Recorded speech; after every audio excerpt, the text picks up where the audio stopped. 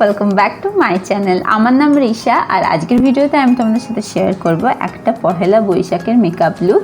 এই মেকআপ লুকে আমি তোমাদেরকে দেখাবো যে কীভাবে আমি এই গোটা ফেস মেকআপটা আমার আই মেকআপটা ক্রিয়েট করেছি। তো এই ভিডিওটা পুরোটা দেখো, কারণ এই ভিডিওতে আমি অনেক টিপস অ্যান্ড ট্রিকও দিয়েছি যেটা বিগনার্সদের জন্য অনেক হেল্পফুল হবে। তো চলো ভিডিওটা শুরু করা যাক। আর আমি ভিডিওতে অবশ্যই করে একটা লাইক করতে ভুলবে না, আর আমার চ্যানেলটিকে সাবস্ক্রাইব করে দিও যদি সাবস্ক্রাইব না করা থাকে। সবার আগে আমি আমার চোখের মেকআপটা করব, তার জন্য আমি আজকে এই আইশ্যাডো প্যালেটটা ইউজ করছি।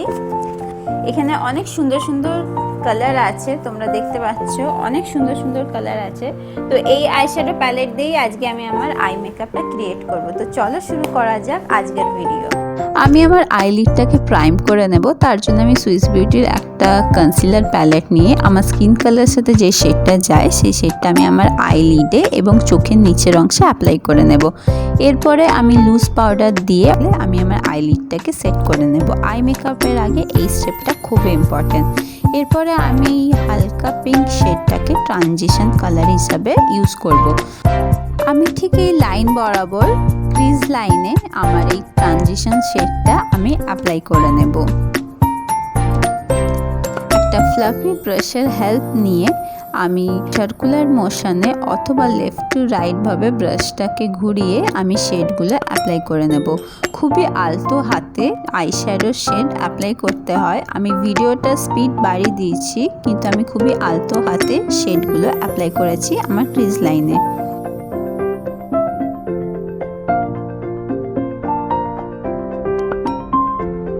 এই পিঙ্ক শেডটা নিয়ে আমি ঠিক ট্রানজিশন শেড যেখান থেকে লাগিয়েছি তার ঠিক নিচের অংশ থেকে এই শেডটা আমি অ্যাপ্লাই করতে থাকবো। আমি ঠিক সেম ব্রাশ নিয়েই সার্কুলার মোশনে ব্রাশটাকে ঘুরিয়ে ঘুরিয়ে এই শেডটা অ্যাপ্লাই করে নিয়েছি। এবারে ঠিক তার পাশের যে শেডটা আছে, এই একটা পিঙ্ক কালারের শেডটাকে নিয়ে আমি আমার আইলিডে অ্যাপ্লাই করে নিচ্ছি।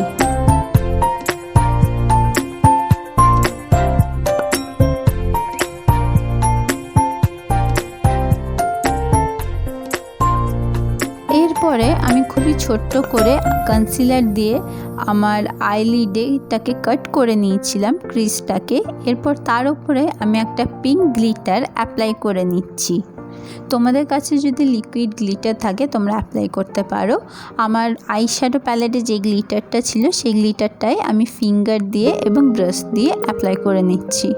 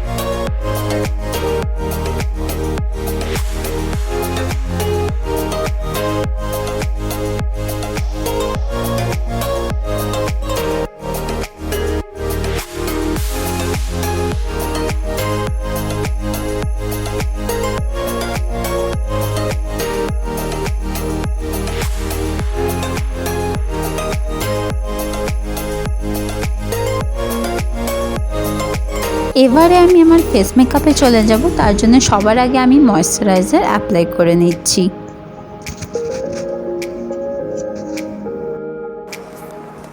এবার আমি প্রাইমার হিসেবে আজকে ইউজ করছি অ্যালোভেরা জেল।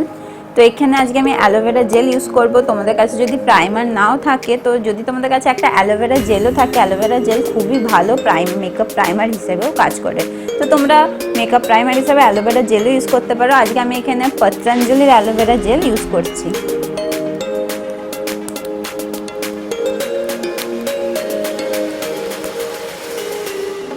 তো ফাউন্ডেশনের জন্য আমি মেবলিনের ফিট মি ফাউন্ডেশন ইউজ করি, আর আমার শেড হচ্ছে 128 ওয়ার্ম নিউড। আমি সবসময় এই ফাউন্ডেশনটাই ইউজ করি কারণ এটা আমার স্কিনের সাথে খুব ভালো যায় আর আমার স্কিনে কোনো প্রবলেমও হয় না। তাছাড়া অনেক ভালো ভালো ফাউন্ডেশনও আছে, কিন্তু আমি এখন এই ফাউন্ডেশনটাই ইউজ করছি।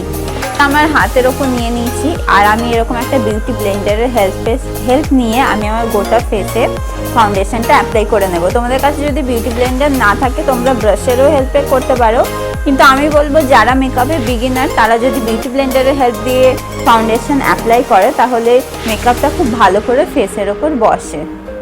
তো আমি অল্প একটুখানি নিয়ে নিলাম আর এরকমভাবে ট্যাপ ট্যাপ ট্যাপ ট্যাপ করে, ঠিক তোমরা দেখতে পাচ্ছ এরকম ট্যাপ ট্যাপ ট্যাপ ট্যাপ করে অ্যাপ্লাই করবো। কখনোই এরকম ঘষে ঘষে মেকআপ করা ঠিক নয়, তো আমাদের সবসময় এরকম ট্যাপ ট্যাপ ট্যাপ ট্যাপ করে ফাউন্ডেশনটা অ্যাপ্লাই করে নিতে হবে।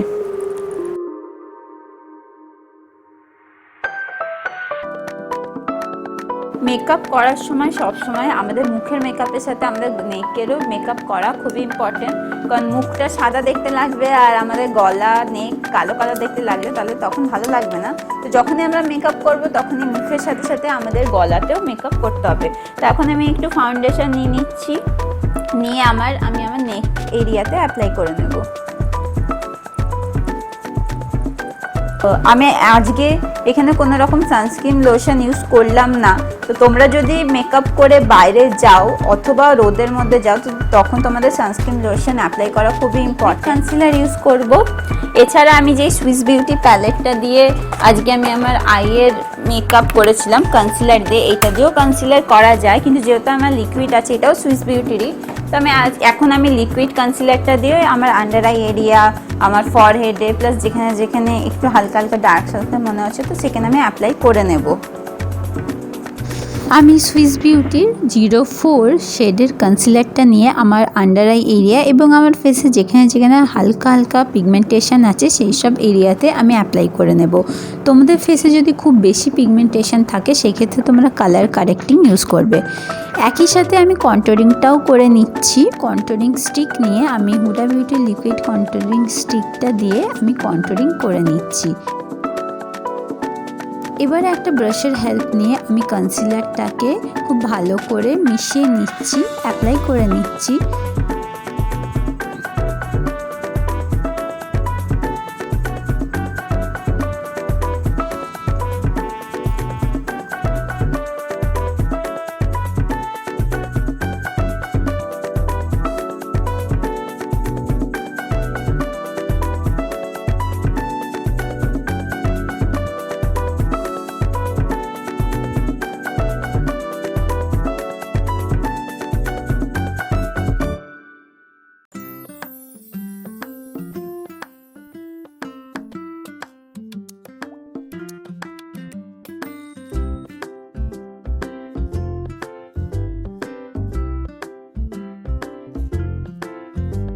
এবারে আমি যেই প্যালেটটা দিয়ে আমার আই মেকআপ করেছি সেই প্যালেট থেকেই এই পিঙ্ক কালারের শেডটা নিয়ে আমি ব্লাশ হিসেবে ইউজ করছি। তোমাদের কাছে যদি ব্লাশ না থাকে তো তোমরা এরকম তোমাদের আই শ্যাডো প্যালেট থেকে হালকা লাইট পিঙ্ক কালারের শেড বা হালকা লাইট অরেঞ্জ কালারের শেড নিয়ে তোমাদের ঠিক আমাদের আইবলের নিচে যাদের ফেসটা বা গোল প্রকৃতি তারা ঠিক আইবলের নিচ থেকে ব্লাশটা অ্যাপ্লাই করবে। এবারে আমি আমার ব্যাক ক্যামেরাতে গিয়ে আমি আমার ফলস আইল্যাশেসটা অ্যাপ্লাই করে নিয়েছি। এবারে আমি লিপস্টিক অ্যাপ্লাই করব। একটা পিঙ্ক কালারের শেড নিয়ে আমি লিপস্টিকটা অ্যাপ্লাই করে নিচ্ছি।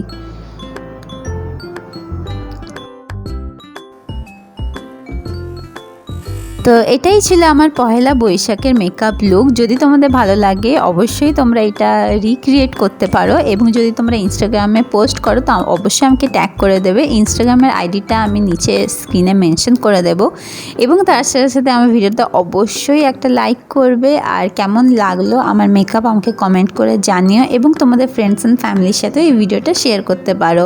তাছাড়া আমার চ্যানেলে যারা নতুন প্লিজ আমার চ্যানেলটিকে সাবস্ক্রাইব করে পাশে থাকা বেল বাটনটা বাজিয়ে দিও, তাহলে আমার প্রত্যেকটা ভিডিও নোটিফিকেশান তোমরা পেতে থাকবে। তো আজকে এখানেই টাটা, দেখা হবে আবার নেক্সট ভিডিওতে। আর সকলকে শুভ নববর্ষের অনেক অনেক শুভেচ্ছা।